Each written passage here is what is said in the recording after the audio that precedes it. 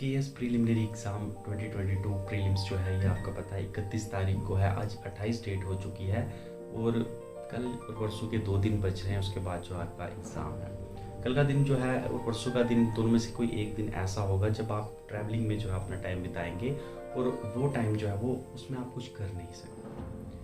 और इन 2 दिनों में आपको क्या करना है, वैसे भी देखिए 2 दिन हैं, आखिरी के 2 दिन बच रहे हैं। इन दिनों में मैं आप कुछ नया पढ़ने का तो सजेस्ट नहीं कर सकता और आपको नया कुछ पढ़ना भी नहीं चाहिए।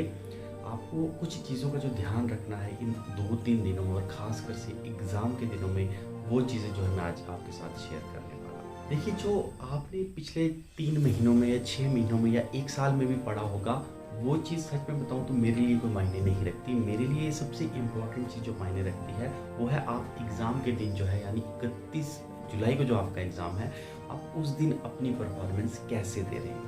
पिछले 1 साल में, 6 महीने में जिसकी जितनी भी प्रिपरेशन है, वो चीज़ एक बात है, ठीक है, मेहनत तो करना है, पढ़ना तो है, लेकिन इस टाइम में आपको, और पेपर के टाइम, पेपर अटेम्प्ट करते के टाइम अपने आप को कितना आप मॉरली स्ट्रॉन्ग बना रहे हैं, ये चीज़ बहुत मायने करती है। क्योंकि आप देखते हैं तैयारी तो हर कोई करता है, लेकिन फिर भी आखिर में क्वालिफाई जो है वो कुछ ही बंदे हो पाते हैं। इसके भी कुछ रीजंस होते हैं, क्योंकि वही बंदे क्वालिफाई कर पाते हैं जो कि पहले तो पढ़ते ही हैं, बिल्कुल पढ़ने से बिना जो है वो कोई चारा ही नहीं है, लेकिन जो पहले पढ़ते हैं और एग्ज़ाम के टाइम अपने नर्व्स को कंट्रोल में रखते हैं, एग्ज़ाम में अच्छी परफॉर्मेंस करते हैं, एग्ज़ाम के दिन वाले दिन जो है खुद पर कंट्रोल रखते हैं, वही बच्चे जो है वो कामयाब हो पाते हैं।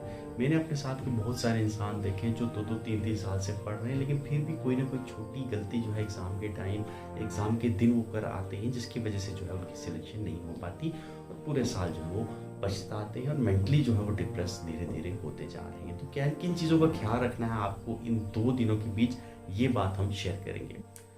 तो नया आपको कुछ नहीं पढ़ना है इन दिनों में। कुछ चीज़ आपकी रिवीजन की अगर बच रही है, जो आपने अभी तक रिवाइज नहीं की है और जो आप सोचते हैं कि बहुत मुश्किल है, या कुछ दिन पहले रिवाइज की थी और आपको लगता है कि मुझे वो चीज़ भूल जाती है, तो उस चीज़ को इन 2 दिनों में जो है आप ज़रूर रिवाइज कीजिए। उसके अलावा जो है आप करंट अफेयर्स के ऊपर जो है ध्यान दे सकते हैं। करंट अफेयर्स के डिफरेंट सोर्सेज हैं। अभी आप मैगजीन्स पढ़ने बैठोगे तो आई होप आपके पास उतना वक्त होगा नहीं, तो आप यूट्यूब पर जा सकते हैं, आप गूगल पर जो है सर्च कर सकते हैं और पिछले एटलीस्ट 6 महीनों के करंट अफेयर्स जो है उनके ऊपर एक नज़र जो है वो डाल सकते हैं। नज़र आपने डाली होगी तो आई एम श्योर कि जब एग्ज़ाम में वो चीज़ आएगी तो आप कर लोगे। अपने आप पर इतना भरोसा इंसान को होना चाहिए। दूसरी चीज़ जो है वो है अपने आप पर भरोसा रखना बहुत ज़रूरी है। जब आप सोच रहे हैं कि मेरा जो है इस बार एग्ज़ाम क्वालिफाई होगा, उसी वक्त ही आपका एग्ज़ाम क्वालिफाई हो पाएगा। जिस टाइम आपने सोचा कि मेरा एग्ज़ाम इस बार क्वालिफाई नहीं होगा, मेरी प्रिपरेशन सही नहीं है, या इस जगह पर मैं लैग कर रहा हूँ, उस टाइम आपको जो है वो नेगेटिविटी आपकी घेरेगी और आपको एग्ज़ाम क्वालिफाई करने में बहुत ज़्यादा दिक्कत होगी। इस जगह ध्यान रखिएगा, ठीक है। तो मेंटली जो है खुद को स्ट्रॉन्ग रखना बहुत ज़्यादा ज़रूरी है। मेंटली स्ट्रॉन्ग रखने के लिए मेडिटेशन आप कर सकते हैं। मेडिटेशन जो है बहुत ज़्यादा जो है मेंटली स्ट्रॉन्ग बनाती है एक इंसान को। मेडिटेशन आप ज़रूर फॉलो कर सकते हैं, लेकिन मेडिटेशन से भी ज़्यादा जो है आपको खुद के ऊपर कंट्रोल होना चाहिए, खुद के ऊपर भरोसा आपका होना चाहिए। आपको लगना चाहिए कि मैं एग्ज़ाम क्वालिफाई कर सकता हूँ। आपने तैयारी की है पिछले इतने महीनों से, अगर आप पढ़ रहे हैं तो आपके दिल में इस वक्त कोई डाउट नहीं होना चाहिए। देखिए, होगा या नहीं होगा ये तो हमारी फेट है, हर किसी का अपना फेट है, अपनी हम कह सकते हैं किस्मत है।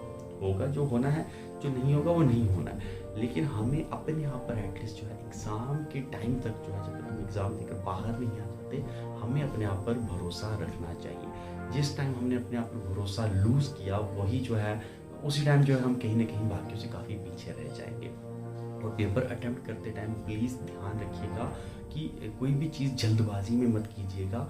क्वेश्चन पढ़िए, क्वेश्चन क्या डिमांड कर रहा है। काफ़ी सारे क्वेश्चन एक कई बार होता है सिमिलर से होते हैं, उनके आंसर्स डिफरेंट होते हैं। तो क्वेश्चन को ध्यान से पढ़िए, सोचिए, एकदम से वक्त लीजिए। कोई बात नहीं है, 100 क्वेश्चन है, 100 में से आपने 50 भी कर दिए तो आपकी सिलेक्शन हो जाएगी, इसमें कोई बात नहीं है। और आप रिजर्व कैटेगरी वाले तो आप 40-45 क्वेश्चन करके भी जो सिलेक्शन हो सकती है। तो इतना क्यों प्रेशर लेना कि मुझे 100 क्वेश्चन करने हैं 100 मिनट, 120 मिनट में। तो प्रेशर मत लीजिए, रिलैक्स होकर हर क्वेश्चन को बारीकी से पढ़िए, बारीकी से उसको अटेम्प्ट कीजिए, तभी जाकर जो है आप अच्छे नंबर जो है अच्छा स्कोर ला सकेंगे। और दूसरा सीसेट के जो है वो ढीला नहीं लेना है। पिछली बार बहुत सारे बंदे सीसेट से बाहर हुए हैं, तो सीसेट का पेपर अटैम्प्ट करते टाइम बहुत ज़्यादा अपने आप को कंट्रोल में रखना है। कोई एक्स्ट्रा और नेगेटिव चीज़ जो है, नेगेटिव क्वेश्चन आपने नहीं मार्क करना है। जो क्वेश्चन आते हैं सिंपली कीजिए। 100 में से 33 ही करने हैं यार, कोई ज़्यादा बड़ी बात नहीं है। 33 करना बहुत ईजी है। और जब से 100 क्वेश्चन का पैटर्न आया है, सीसेट का पेपर जो है उसका लेवल कहीं ना कहीं वो डाउन आ गया है, वो ईजी हो गया है। तो 100 में से 33 आप ईजी लेवल पर आराम से कर सकते हैं। 120 मिनट आपको मिल रहे हैं, 33 से 35 क्वेश्चन करने हैं, इसमें इतनी बड़ी बात भी नहीं है। अगर आपने पढ़ा नहीं पढ़ा है तो that is a different thing.